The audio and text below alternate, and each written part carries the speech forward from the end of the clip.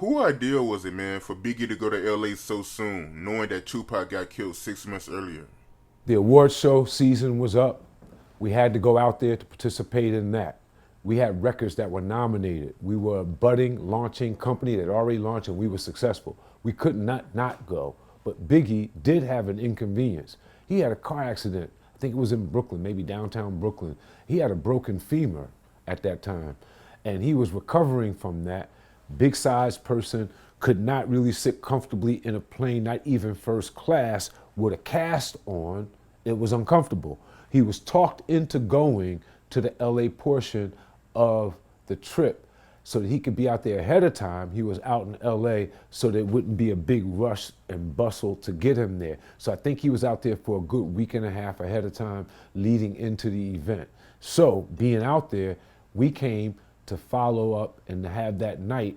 And then he was supposed to, as per Arista marketing department, Arista, one of the best labels and distribution companies that you can have to back you, the legendary Clive Davis, who's backed so many artists, believed in Bad Boy so much, he put together a marketing campaign that was never seen before that campaign and still wasn't seen, but it was put together so that Biggie could receive an international press junket in London with all press from around the world meeting him that Saturday, Sunday after the Friday award show night. He was supposed to go on an international flight with me. We have the itinerary still to this day. He was supposed to leave that early morning, go to London, and we would be out there for 2 or 3 days, and then he would go back to New York and go home. Diddy called Sean P. Diddy, whatever his name was during that time, called late Friday night, early Saturday morning, saying he's not going to London. Call Arista, cancel it. You go. You represent it. You go. He's not going. He wants to stay here in LA. Now, I know for a fact that he was prepared to go, would have loved not to go if his label owner had only said, you don't have to go, Big. So we had a schedule to be in London, to leave early Saturday morning, take 2 flights or whatever, get over to Europe.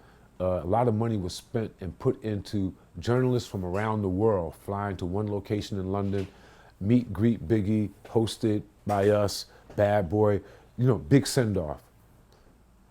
Nothing like that had been done for any other hip-hop artist to that date. Clive Davis was unique, a legendary marketing guy, and we were marketers too. So we knew how big of an event that could be. LA, in the world of flavor, was also impressionable too. In the world of people speaking, talking, the word, what's happening, the award show, that buzz, that's a big allure. We conquered that. We were supposed to be on a plane and out of there. Sean had his album that he was recording. He wanted to do some of it in LA. I think that was a bit of poking your chest out. We could have recorded that album completely in New York. A little bit of, I'm here doing this when you told me not to come here. I came to the awards show. We showed up. You told us not to be there. I went out on the town on Saturday. You told us don't be in your city. And going out on the town on that Saturday night, that's when we had reached the wall. Something that we probably should not have done. We might have overstepped our boundaries based on all the warnings, based on Puff's security, Gene Deal, who was there to secure Puff.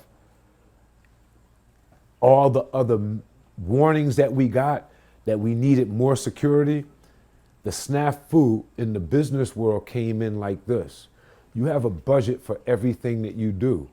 The budget for Big in LA for the awards show ended that Friday night, Saturday morning, when a new budget started to get him from LA to London, where he would be taken care of with security, his friends, and everyone that he wanted to be with him in the style that he was accustomed to handle the press junket. When That didn't happen. That budget was never opened. The budget for LA ended, and there was a great need for security that Saturday night, and he was out without that security. The beef up. And we lost him. And in that decision, what it put us in, that decision put us in the worst situation that we could have ever been in. We lost our number one talent. We're on a West Coast where we're surrounded by enemies who told us not to be here. We really shouldn't have been there, but we were. Now we have to get out of there. At that time, I brought most of the company with me. I had a lot of interns, young people. I had to account for them with their parents. We had to get them home. That weekend, I think we had to get Sean out first. 1, 2, 3 steps in the trunk of a car, moving out the city limits to another airport on that flight out. I stayed until Sunday-ish or so, making sure all the interns, all the executives, every last one of the kids that was out there with us was back east. And then we had to make preparations for Big's family to know where he was at, for them to make preparations to bring him back home a week or so later. So that was the job. And then I slowly crept up out of LA and went back home and got ready to deal with the mourning and grieving and shutdown of our activity, the hold up of another hotel, hold up with Sean and his mother, the depression moments, depressive moments, and the recalculating, the rethinking, where did we go wrong, and all of that right then and there, as well as releasing a brand new album that we were already in the flux of releasing, Life After Death. I seen an interview that Puffy did with Fat Joe where he was talking about Biggie in his last moments in LA, and he told Fat Joe that he didn't want to go to LA. He actually wanted to go to London, but Biggie, he was the one that wanted to go to LA, and he was the one that was pushing to go to LA. That's not true. My name is Kirk Burrows. I ran Bad Boy Entertainment.